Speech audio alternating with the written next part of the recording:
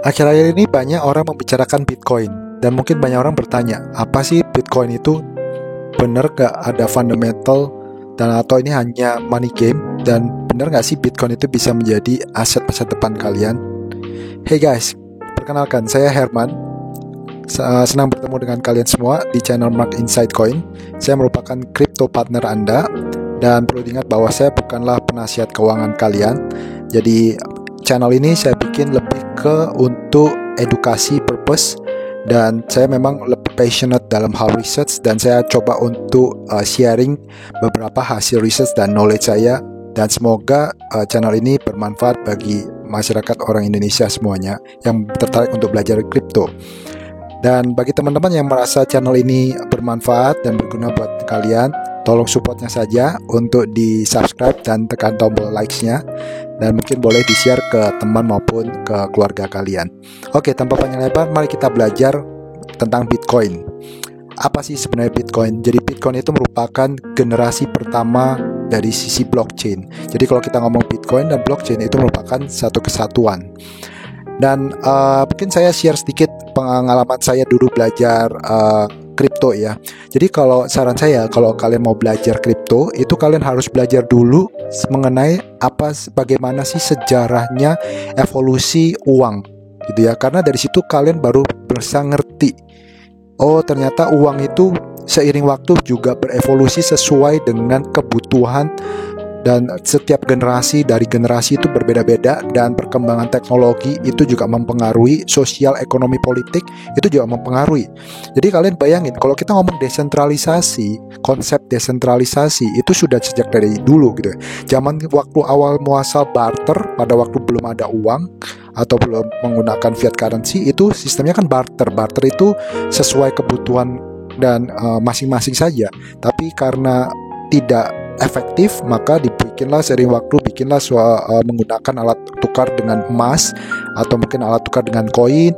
Kemudian supaya lebih skala ekonominya mencapai transaksi yang ribuan bahkan jutaan transaksi, ya maka perlu yang lebih standardized, yaitu menggunakan fiat currency. Dan di saat itulah central bank mulai memainkan peranan gitu, dan untuk supaya terkontrol, ya sistemnya sentralisasi. Tapi kenapa Bitcoin itu bisa muncul? Bitcoin itu basically muncul karena di tahun 2008-2009 itu ada global financial crisis di US sana karena subprime mortgage.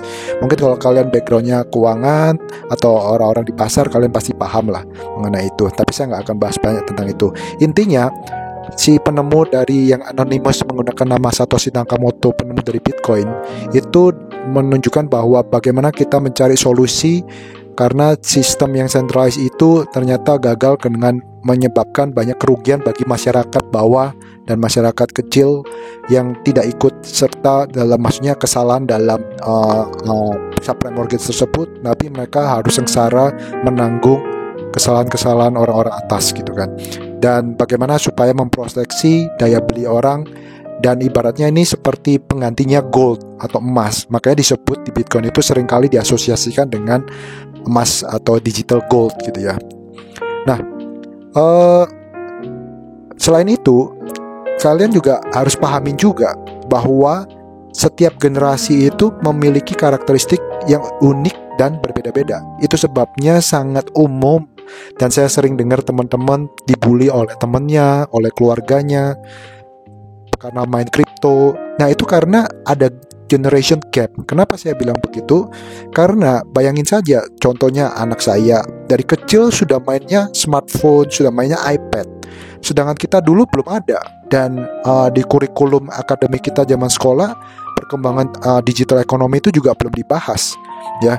Jadi tiap generasi itu memiliki kebutuhan transaksi yang berbeda, habit yang berbeda gitu ya.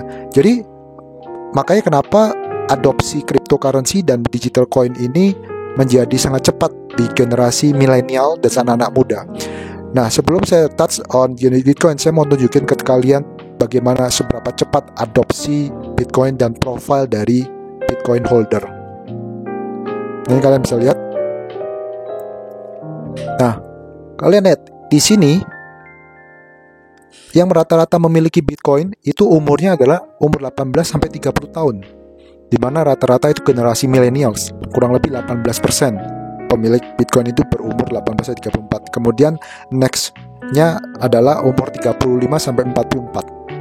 Dan ini yang rata-rata mungkin orang yang lumayan market savvy gitu ya, ibaratnya yang sudah biasa tahu dengan capital market atau investasi di forex, di mana trading. Kalau mau tahu kenapa diasosiasikan dengan adopsinya ini, adoption rate-nya cryptocurrency itu mirip dengan internet, karena blockchain itu sendiri merupakan bisa dibilang the new era of internet gitu ya. Jadi internet dulu itu kan awal-awal mulanya juga banyak orang juga bingung pada waktu awal mula internet diperkenalkan atau di launch. Dan begitu juga sebenarnya kripto ini merupakan hasil revolusi dari internet, di mana dia juga menggunakan sistem algoritma programming coding yang di atas internet, di mana dia membentuk suatu ekosistem baru. Nah, dan sistemnya ini yang disebut blockchain, di mana ini jauh lebih canggih lagi gitu ya. Nanti saya akan jelaskan. Kalau penasaran ada berapa besar Bitcoin investor, totalnya ada sekitar 100 juta owners dari Bitcoin itu. Tapi dari 100 juta ini sebenarnya kalau kita tahu walletnya, kalau mau tahu apa sih yang disebut dengan wallet di sini ya, wallet itu kalau di dunia cryptocurrency ibaratnya kayak email di dunia internet. Jadi pada waktu ada internet kan kalian harus biasa untuk bisa berkomunikasi dengan teman-teman harus pakai email.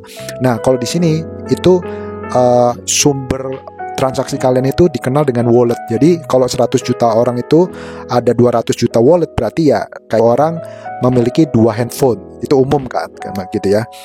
Nah kurang lebih seperti itu teman-teman.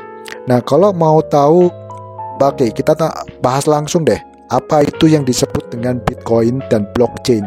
Jadi kalau Bitcoin itu selalu diasosiasikan dengan kelahiran dari blockchain, makanya itu disebut dengan generasi pertama blockchain. Dan Bitcoin sendiri itu dikenal sebagai peer-to-peer electronic cash system atau disebut dengan digital ledger. Jadi ya kalau dalam konvensional kan kalian tahu dengan dunia akuntansi, kalau orang transaksi dagang, bisnis, itu kan selalu ada jurnalnya gitu ya, jurnal akuntansi untuk mencatat transaksi-transaksi yang ada dari sisi supplier, distributor, customer, gitu semua ada transaksinya gitu ya, ada pencatatannya. Dan blockchain itu merupakan, blok itu sendiri adalah merupakan rangkaian berbagai macam database transaksi yang dikumpulkan dan itu dimasukkan di dalam blok gitu ya. Nah kalau kalian mau tahu perbedaannya apa jadi antara blockchain sistem yang dikenal dengan peer-to-peer atau decentralized dengan konvensional, itu kalian bisa lihat di chart yang bawah ini. Jadi kalau figur yang pertama itu kan dikenal dengan centralized ledger system, di mana semua sistem moneter perputaran uang itu centralized dengan diatur oleh bank sentral gitu ya, di mana bank sentral melalui agen-agennya, ada bank A, bank B, kemudian ada sub agent lagi ya, orang-orang bankir gitu ya. Nah tapi kelihatan sistemnya seperti itu, semuanya centralized ke satu pusat, di mana perbedaannya kalau di decentralized di figur 2 itu disebut dengan distributed ledger system. Itu sistemnya melibatkan komunitas dunia, di mana itu sebabnya kalau kalian di blockchain dikenal dengan ada istilah miner atau validator. Jadi miner atau validator ini mereka juga berfungsi sebagai pengawas gitu ya. Nah seperti yang tadi saya bahas di sebelumnya, Bitcoin ini dan blockchain ini kan ditemukan sebagai inspirasi untuk menciptakan ekonomi sistem baru untuk mengatasi atau memberikan solusi terhadap kelemahan di sistem ekonomi yang lama yang sentralisasi gitu kan. Karena perbedaannya sangat clear. Kalau di sini itu karakteristiknya ya namanya juga peer to peer, jadi decentralized. Jadi setiap orang itu yang di komunitas itu mereka memiliki bisa berikut serta gitu ya dalam memberikan kontribusi ke sistem ekonomi dan atau sistem keuangan di ledger tersebut. Dan sifatnya itu lebih transparan, tapi anonymous, nama kalian nggak harus muncul. Nah itu menjadi pro dan kontranya juga di situ. Tapi sebenarnya transparannya adalah karena semua transaksi itu kalian, setiap dari kita, semua orang-orang di sekitar kita, kalau mau menelusuri wallet A itu mau beli apa aja transaksinya, apakah dia beli senjata, apakah dia beli rumah, beli mobil, itu semuanya ada. ya. Itu nanti di sesi-sesi berikutnya saya akan tunjukkan ke kalian. Itu semuanya diekspos di publik, di ETH atau Ethereum Scan, BSC Scan, semuanya ada alamat-alamatnya. Sedangkan kalau di konvensional, ya nama kalian kan harus dicatat karena semuanya dimonitor oleh pemerintah gitu ya. Tapi orang-orang sekitar kita itu nggak bisa tahu, katakanlah si Pak Budi ini beli senjata atau enggak, dia itu beli transaksi yang ilegal atau enggak, itu nggak tahu gitu kan. Nah, yang tahu hanya orang-orang tertentu gitu ya. Nah, kemudian kalau di sini juga sifatnya itu adalah nggak bisa direvisi atau nggak dirubah gitu ya, non-imputable gitu kan. Dan kalau di konvensional itu kan kalau ada transaksi yang salah, kalian bisa backdating, yuk dirubah yuk apa gini. Nah, itu yang rentan terhadap istilahnya manipulasi pihak-pihak tertentu gitu ya. Katakanlah dari sisi procurement, mereka mau kong kali kong ngerubah yuk supaya di markup atau apa. Nah, kalau di sini blockchain, begitu kalian sudah melakukan suatu transaksi tertentu, itu sudah nggak bisa dirubah gitu ya, karena sudah kebentuk blok dan akan kebentuk blok-blok yang lain. Maka untuk merubah itu kalian harus sangat costly, dan merubah ini tidak semudah itu karena komunitasnya itu yang memiliki peranan penting. Jadi tidak hanya segelintir orang yang memiliki power untuk merubah transaksi tersebut gitu ya. Dan sifatnya ya trustless, dan tadi itu karena disebut sebagai digital gold, fungsinya sebagai store of value, menyimpan nilai dari uang. Jadi dia itu inflationary hedge. Apa sih yang maksud inflationary hedge ya? Untuk memproteksi daya beli kalian terhadap resiko inflasi, kurang lebih seperti itu. Nah, kalau istilah terminologi di kripto, kalau kalian mungkin belum biasa, saya kasih gambaran kilas aja supaya kalian tahu apa sih yang dimaksud dengan blok, kemudian istilah hash, kemudian istilah kriptografi. Nah, di sini sebenarnya saya mau tunjukkan bahwa kriptografi itu sebenarnya sudah ada sejak zaman Bahala gitu ya. Di zaman era Yunani kuno itu udah dikenal dengan cipher. Jadi dan bahkan banyak dipakai dulu di untuk menyampaikan pesan-pesan rahasia yang pakai kode-kode tertentu gitu ya. Dan bahkan di perang dunia, kalau kalian tahu dengan kode Morse, kemudian di Enigma Machine di tahun 1920-an, di saat perang dunia pada waktu itu gitu kan. Nah, sistem kerjanya itu jadi gini teman-teman, secure hashing algorithm. Ini nih ya, saya tulis di sini. Secure hashing algorithm. Nah, SHA. Jadi itu merupakan kode bahasa pemrograman yang memang sebenarnya sudah ada lama, yang hanya belum pernah dipakai di di real sector, real activity kita. Jadi dipakai oleh si Satoshi Nakamoto untuk bagaimana coba mengimplementasikan ini ke real world atau real transaction dalam bentuk ledger tadi itu. Dan sistemnya itu yang dikenal sebagai blockchain. Dan blok itu sebenarnya kayak tadi saya bilang, pada waktu kalian sudah membentuk suatu blok itu, maka untuk memvalidasi kemudian memining suatu blok itu disebut dengan proses hashing. Jadi hashing itu dikenal sebagai kode algoritma. Hash itu sendiri dipakai sebagai kode untuk pencarian data. Makanya kalau blok A nanti ada hash pertama, hash hash A, atau kemudian itu dipakai untuk mengunci untuk blok berikutnya dia gitu kan. Nanti di blok B itu juga ada hashing proses lagi untuk hash B gitu. Berikut demikian seterusnya. Dan kalau kalian mau tahu sistemnya itu seperti ini. Nah, di bawah ini itu ibaratnya kalau si Bob mau menyampaikan pesan rahasia, katakanlah mau di-encrypt supaya nggak bisa dibaca orang, mereka disebut encrypt gitu. Dan kodenya dalam bentuk ya angka, huruf yang random gitu ya. Nah, itu makanya diperlukan suatu disebut istilahnya public key gitu ya. Nah, kemudian si Alice untuk bisa membaca pesan tersebut diperlukanlah private key, kemudian dikenal dengan istilah decrypt gitu kan. Nah, kode tersebut akhirnya kebuka, baru kelihatan message-nya adalah hello Alice gitu. Nah, sistem kerjanya itu seperti itu di sistem blockchain ya teman-teman. Nah, kalau mau tahu ilustrasinya bagaimana sih cara kerjanya blockchain yang dikenal dengan mining pool, ada istilah gas fee, dan bagaimana sih cara kerja token. Nah, ini saya coba kasih beberapa ilustrasi ya. orang itu memasukkan suatu transaksi itu, maka mereka akan masuk ke istilahnya mute node atau noda mute gitu ya, dimana itu akan diproses oleh validator di kripto di blockchain, di mana mereka tujuannya adalah validator ini untuk memverifikasi dan memberikan autentikasi apakah transaksi tersebut itu benar dan tidak ada kesalahan.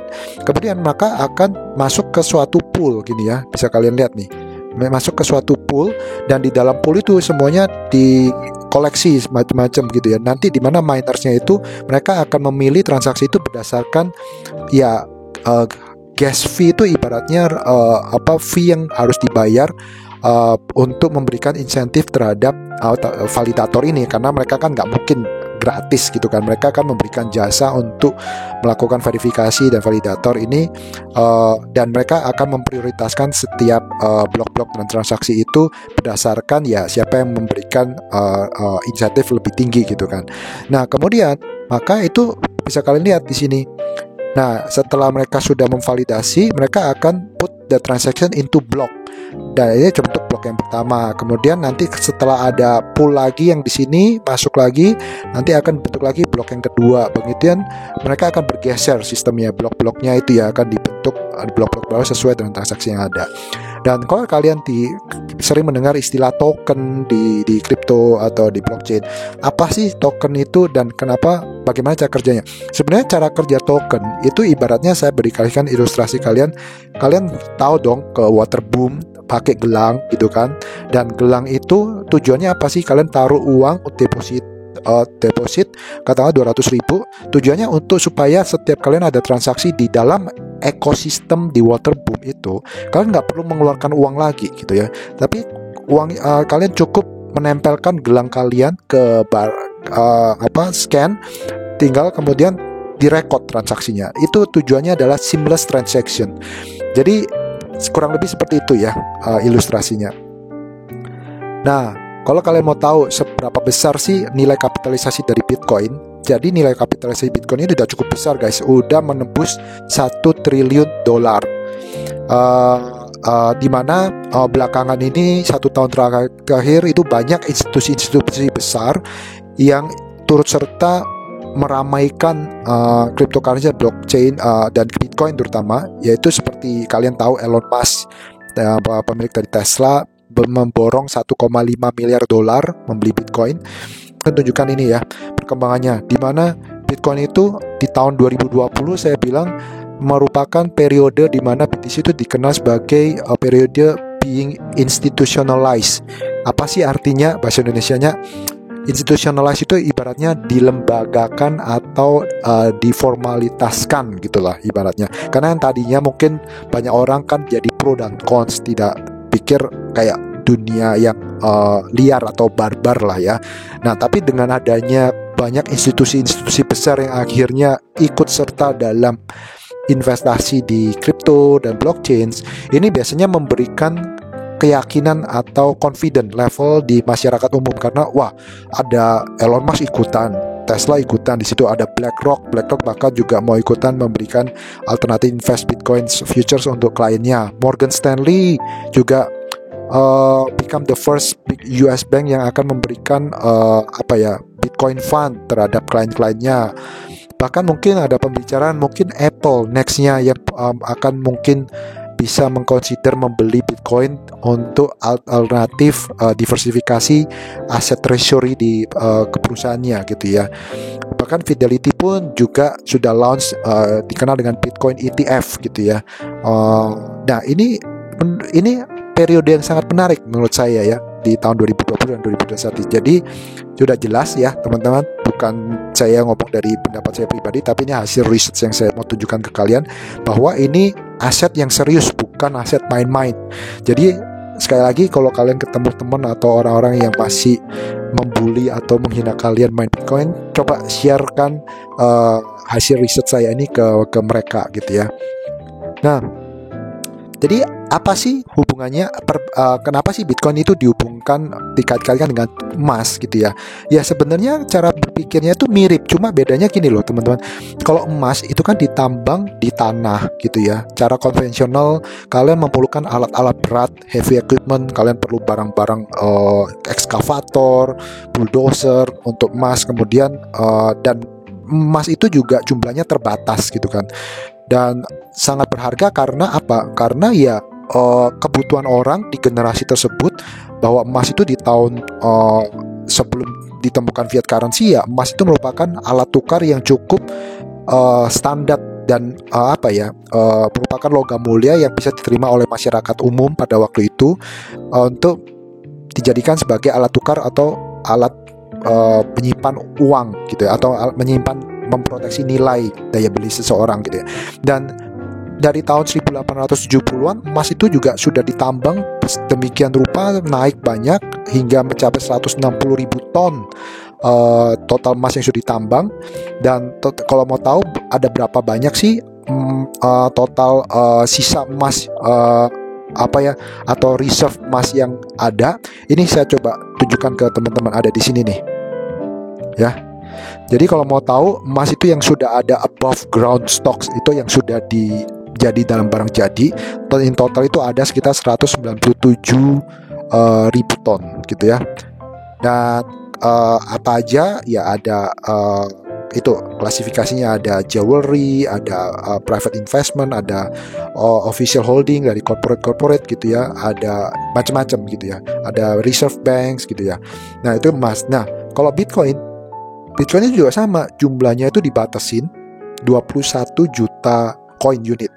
Karena tujuannya tadi itu Satoshi Nakamoto untuk memberikan solusi, karena dengan uang dicetak terus, lama-lama uang itu kan jadi kayak menurut, gak ada artinya gitu loh. Lama-lama nilainya menurut karena ya supply dan demand teman-teman gitu ya. Kalau supply-nya banyak, banjir, ya lama-lama nilainya akan turun gitu ya. Jadi untuk memproteksi itu mereka memberikan solusi, dia menciptakan jenis kayak katakanlah aset kelas jenis emas baru tapi dalam bentuk digital. Kenapa digital?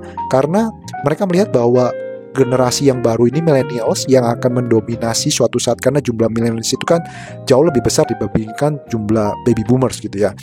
Bahkan rata-rata mungkin mungkin kalau di China itu 1:5 gitu ya, kurang lebihnya populasinya. Jadi ini kan baby boomers yang biasa dengan transaksi digital, semuanya dalam bentuk handphone, kalian beli apa-apa transaksi online. Jadi kan ya wajar gitu loh menciptakan suatu alat tukar baru dalam bentuk digital. Karena kalau kalian bayangin, kalau emas, kalian itu hassle gitu loh teman-teman. Kayak saya bayangin nggak, kalian mau beli mobil atau beli rumah, masa bawa satu batang emas kemana-mana terus dilihat orang, ya kalian bisa dirampok kapan aja gitu kan. Jadi nggak efisien, dan tidak, kalian mau ke luar negeri, mau masa bawa emas batangan gitu kan, nggak efisien. Makanya sekarang itu semuanya serba digital gitu ya, karena perkembangan teknologi. Jadi ya kalian kebayang itu orang-orang yang punya Bitcoin. Nah maka kalau mereka mau beli transaksi di luar negeri yang besar gitu ya, mereka ya tinggal pakai Bitcoinnya gitu kan. Tapi memang resikonya juga mirip. Bedanya kalau emas itu tukang rampoknya mungkin bisa bahaya secara fisik. Kalau ini tukang rampoknya di Bitcoin ya dari sisi hacker gitu ya, atau cyber security-nya yang harus kuat. Nah untungnya so far setelah sekian tahun, dari tahun 2008 sampai sekarang, Bitcoin itu amazingly belum pernah berhasil dihack loh teman-teman. Jadi menunjukkan seberapa kuat protokol dari Bitcoin. Untuk sesi berikutnya saya akan coba membahas lebih detail bagaimana cara memvaluasi Bitcoin, dan begitu juga apa aja hal-hal fundamental yang perlu kalian perhatikan. To be continued and stay tuned teman-teman. Bye bye.